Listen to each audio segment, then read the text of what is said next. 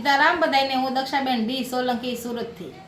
આજે બનાવશું આપણે મસાલા પરોઠા. તો એને માટે લીધો છે આ ઘઉંનો લોટ, આ મરચાં ખાંડેલા, આ જીરું, ધાણા જીરું, આ મીઠું, આ ધાણા અને આ મેંદાનો લોટ અને ઘી. તળવા માટે તેલ અને પાણી. પહેલાં આપણે લોટ બાંધી લઈશું. આ લોટ સાળેલો જ છે રોટલીનો. આ ધાણા જીરું નાખશું,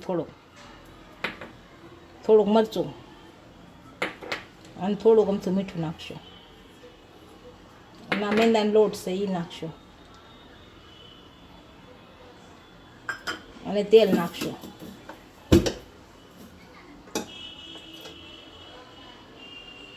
બે પાવડા અને ભેળવી નાખશું. અને તેલ ભેળવી નાખવાનું સારું. આપણું તેલ ભેળવાઈ ગયું છે. આ લોટ બાંધી દઈશું.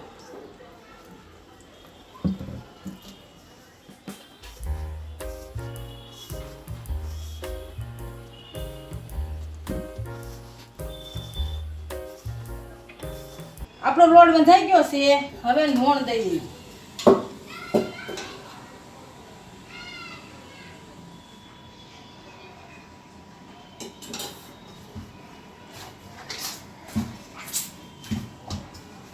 અને કોણવી દઈશું. હવે આ લોટ આપણે બંધાઈ ગયો છે. આને 10 મિનિટ રાખી દઈશું.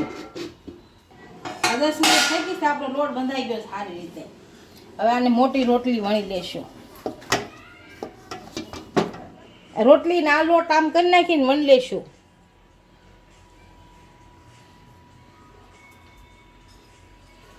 આ રીતે મોટી વણશું.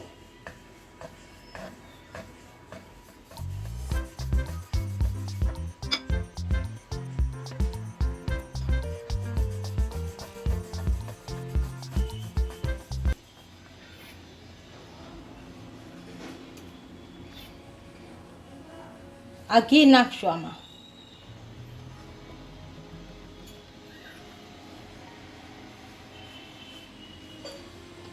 આ બધે ફેલાઈ દેશું.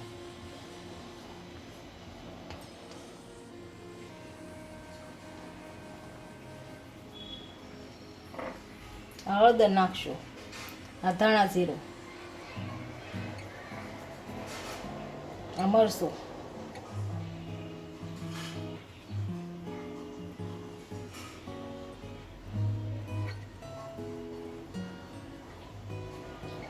અને ધાણા.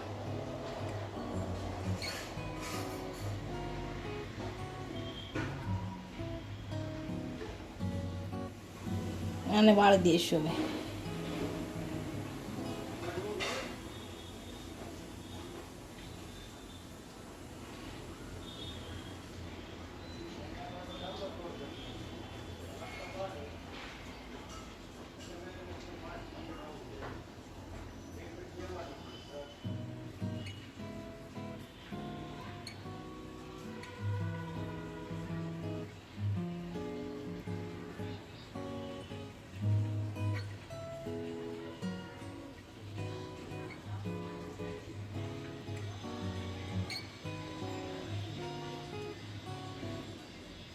આ સેજ વધે એને નીચે વાળી દઈશું. આપણું તૈયાર થઈ ગયું છે.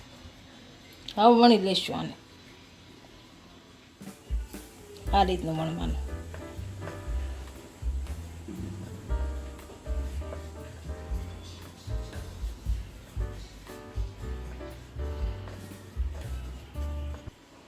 આ વણાઈ ગયું છે. હવે આને આપ શેકી લેવું.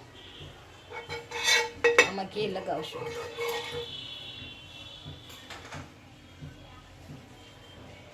અને આપણે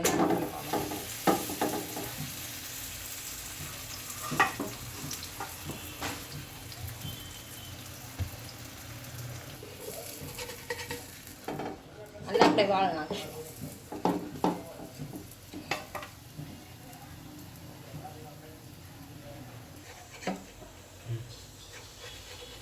આપણે આ રીતે કાઢી લેશું આને.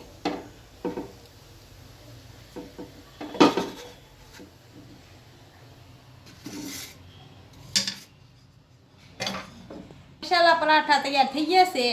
હવે દહીં સાથે સર્વ કરી લેવું.